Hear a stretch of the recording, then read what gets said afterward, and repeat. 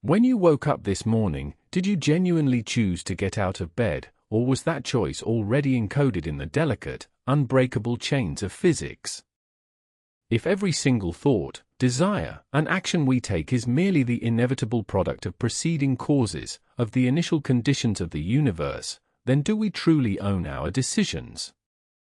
This isn't just an academic puzzle for dusty university lecture halls, it is perhaps the single most profound question humanity has ever wrestled with, the philosophical paradox that sits at the intersection of neuroscience, physics, and the deepest definition of what it means to be human. To understand free will is to confront the possibility that our entire sense of moral agency, the bedrock of law, guilt, and praise, might be an elaborate, beautiful illusion. For millennia, thinkers have been caught in this tension. The Stoics, for example, argued that while we cannot control external events, the weather, the actions of others, or even the initial state of our own minds, we always maintain absolute sovereignty over our internal judgment, our response. They focused on virtue as the only truly free domain.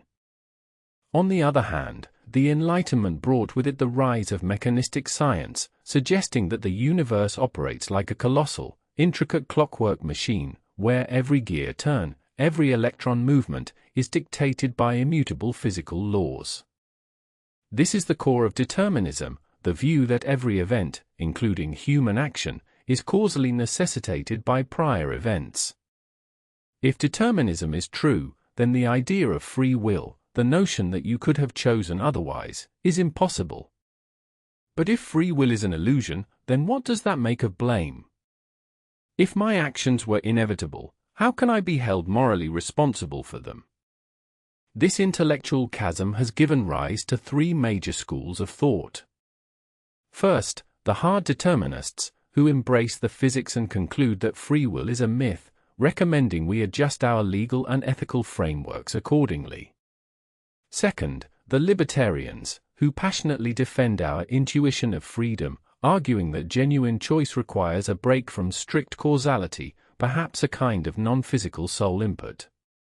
And third, we have the Compatibilists, who attempt the difficult alchemy of reconciling the two, arguing that free will simply means acting according to one's own desires and reasons, even if those desires were themselves causally determined.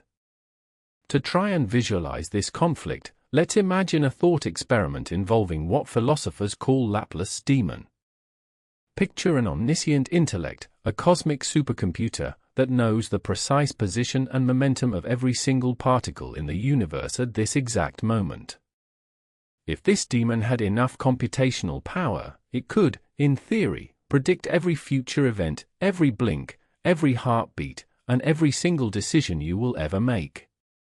If such a demon existed, and if the laws of physics are truly deterministic, then your life, from the moment you were conceived, was a single, predictable trajectory, regardless of how free it feels to you right now. You would be merely following a pre-written script, written in the language of thermodynamics. But what if the script isn't written at all? This brings us back to the quantum mechanics of the 20th century.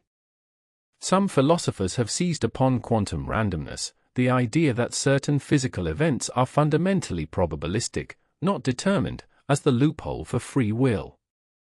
If the universe is not purely deterministic, perhaps that randomness provides the necessary space for genuine, non-causally determined choice.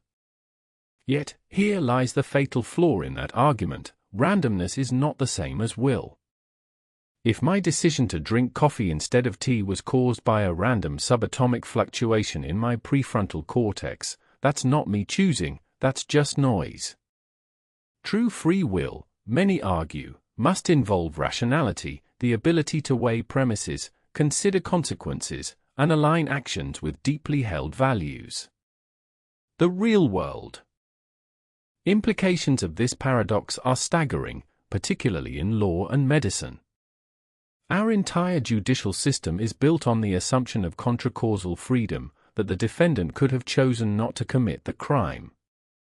If we adopt a strong determinist view, we might shift our focus from retributive justice, punishing the person, to purely preventative justice, changing the environment or intervening in the brain chemistry to prevent future harm, treating the act as a predictable malfunction rather than a moral failure.